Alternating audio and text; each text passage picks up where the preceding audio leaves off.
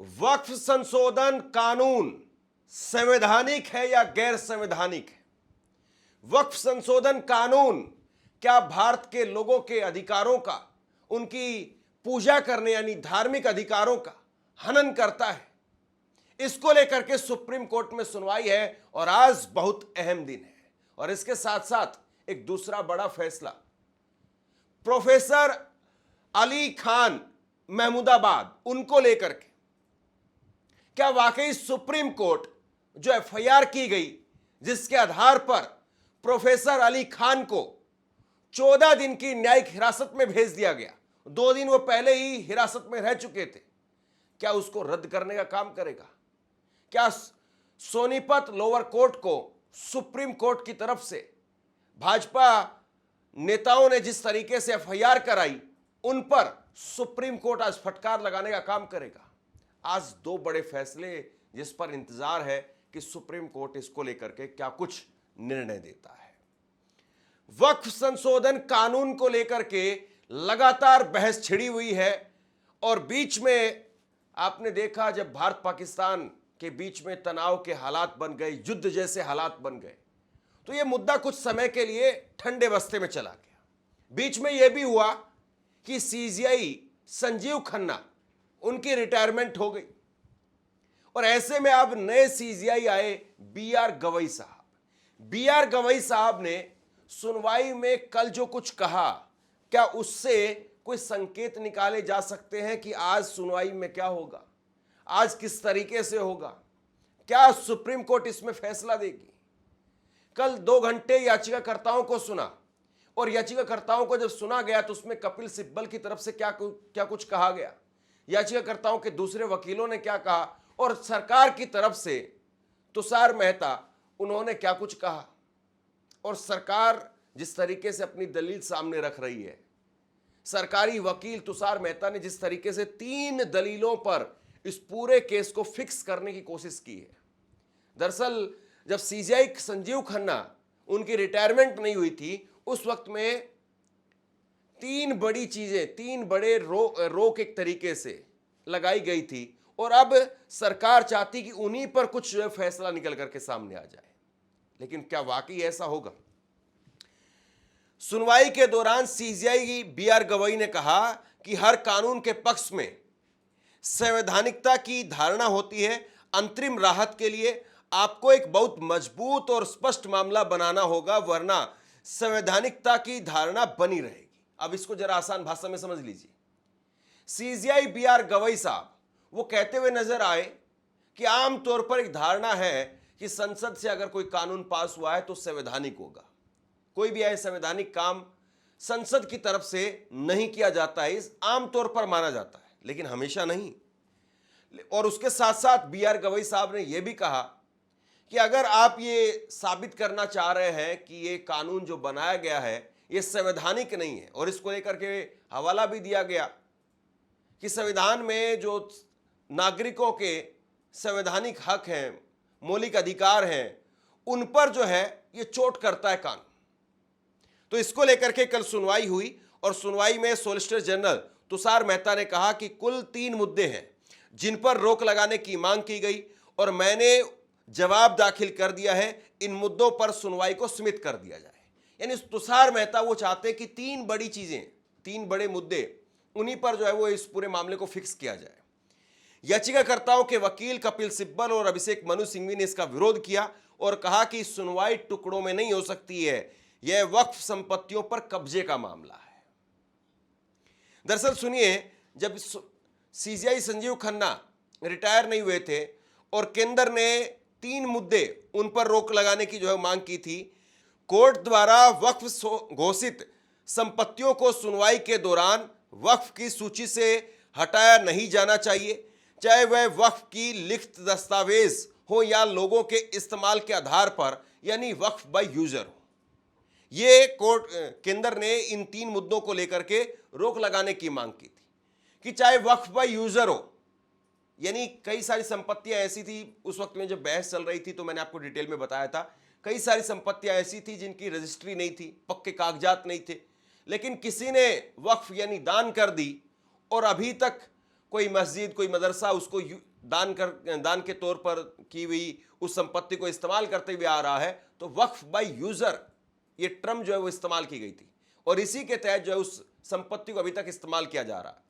तो ये सरकार से कहा गया था कि सरकार जो नया कानून लेकर के आई है तो उन संपत्तियों को, या फिर चाहे जिनकी सेल डीड बनी हुई है, जिनके कागजात पक्के कागजात हैं, उनको डी नोटिफाई आप नहीं करेंगे। दूसरा, संशोधित कानून में प्रावधान है कि जब कलेक्टर संपत्ति के सरकारी होने या नहीं होने की जांच कर रहा है तब तक उसे वक्फ न माना जाए, इस नियम को लागू न किया जाए।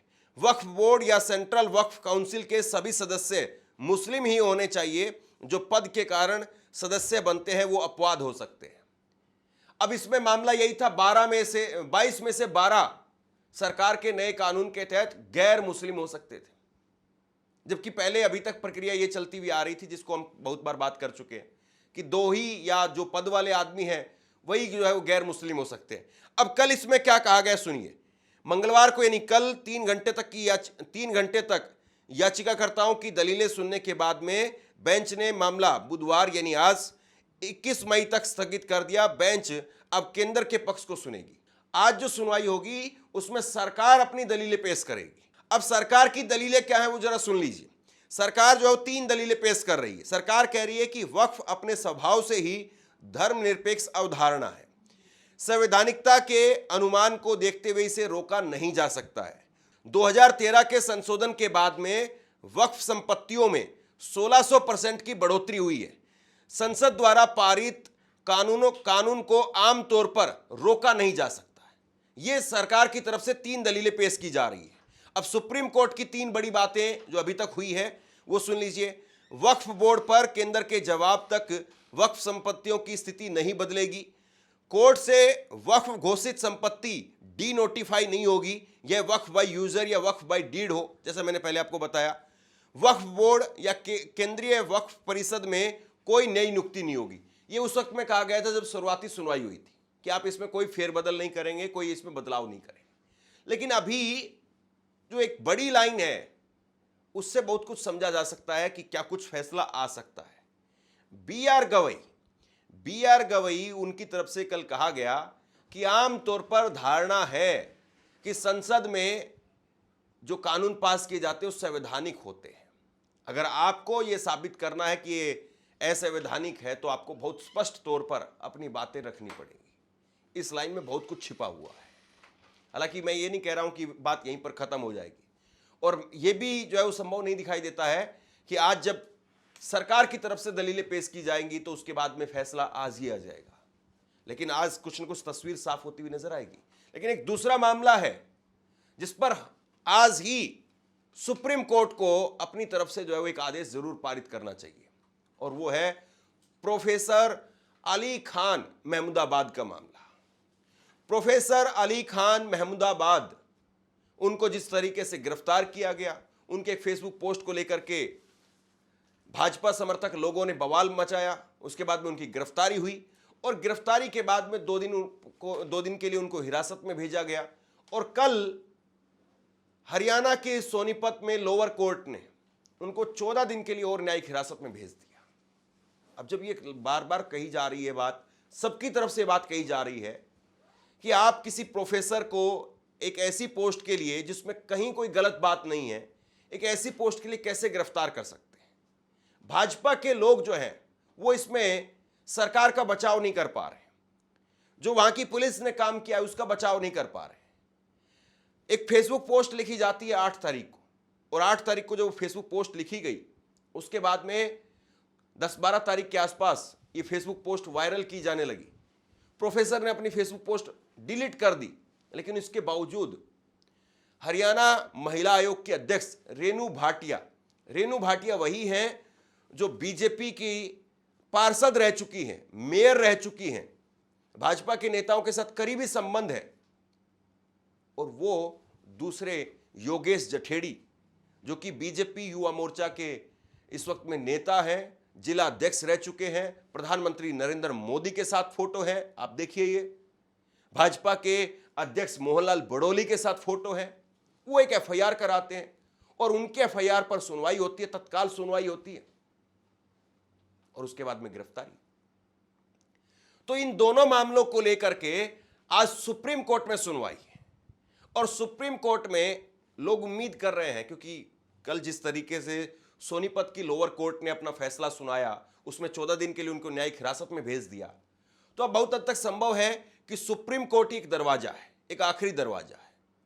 और सुप्रीम कोर्ट में अगर कल इस तरीके से इसको फिर से टाल दिया जाए या अगली सुनवाई के लिए टाल दिया जाए, तो बहुत हद तक एक निराशा हाथ लगेगी, ये कहा जा सकता है। क्योंकि लोगों में प्रोफेसर साहब को लेकर के गुस्सा दिखाई दे रहा है, ये भाजपा के लोगों में भी गुस्सा है, लेकिन ये नहीं जाने कि किस प्रकार से चीजें तय की गई है, कहां से किसकी पर्सनल ईगो है, किसका जो है वो पर्सनल एजेंडा है जिसने यहां पर काम करने की कोशिश की है, या फिर प्रोफेसर अली खान महमूदाबाद के जरिए कोई बहुत बड़ा एजेंडा सेट किया जा रहा है और जिसको लेकर के सेंटर लेवल पर कोई बातचीत हुई है। दोस्तों, मुझे यह जरूर लग रहा है कि कोई ना कोई कुछ ना कुछ तो मामला है, वरना इतना आसान नहीं है कि एक प्रोफेसर जो कि एक नामी गिरामी प्रोफेसर है और उसको लेकर के आप इतना बड़ा बवाल मचा दे, इस तरीके का बवाल मचा दे और उसके बाद में उसकी गिरफ्तारी हो जाए और गिरफ्तारी के बाद में अभी भी लगातार प्रेस कॉन्फ्रेंस कर रही है हरियाणा महिला आयोग की अध्यक्ष रेणु भाटिया, और लगातार प्रेस कॉन्फ्रेंस करके कुछ न कुछ इस चीज में ऐड ऑन कर रही है। हालांकि वो ये बात नहीं बता पा रही है कि प्रोफेसर साहब ने जो पोस्ट लिखी है उसमें क्या गलत है, कौन सी लाइन गलत है, कौन से शब्द गलत है, लेकिन वो कुछ न कुछ ऐड कर रही है। अभी कल ही जो है उन्होंने प्रेस कॉन्फ्रेंस की तो उसमें कहा कि ये प्रोफेसर अली खान महमूदाबाद, इनके अगर आप दादा परदादा देखें तो मुस्लिम लीग के साथ में जुड़े हुए थे, वो मोहम्मद अली जिन्ना के साथ में जुड़े हुए थे। अब बताइए कहां की चीजें उठा करके लाई जा रही है। तो इसका मतलब तो यह है कि पूरा होमवर्क किया गया और पूरा होमवर्क करके फिर चीजों को यहां तक लाया गया है। तो इसका मतलब यह भी है कि सुप्रीम कोर्ट में हो सकता है कि फिर आज ये बात खत्म ना हो, क्योंकि अगर कहानी को लंबा खींचना है, कहानी में बहुत सारे ट्विस्ट हैं, या फिर किसी का एक पर्सनल एजेंडा इससे तय हो रहा है, तो फिर आप यकीन मान करके चलिए कि बहुत कुछ ऐसा है जिसको देखा जाना, सुना जाना, पढ़ा जाना भी बाकी है। बहरहाल सुप्रीम कोर्ट में आज दोनों अहम मुद्दे हैं, दोनों अहम मुद्दों को लेकर के सुनवाई होनी है और अब सवाल यही है कि सुप्रीम कोर्ट क्या दोनों अहम मुद्दों पर मोदी सरकार को एक तगड़ा झटका देता है, या 1 by 1 मामला रहता है, या दोनों ही मामलों में कोई खास फैसला अभी निकल करके नहीं आ पाएगा। मेरी दोनों ही मामलों को लेकर के सुप्रीम कोर्ट पर आज नजर बनी हुई है और जिस तरीके से फैसला निकल करके सामने आएगा तुरंत आपके सामने पेश करूंगा। इस खबर को शेयर कीजिए, लोगों तक पहुंचाइए और आप क्या सोचते हैं नीचे कमेंट बॉक्स में लिख करके मुझे जरूर बताइए। धन्यवाद।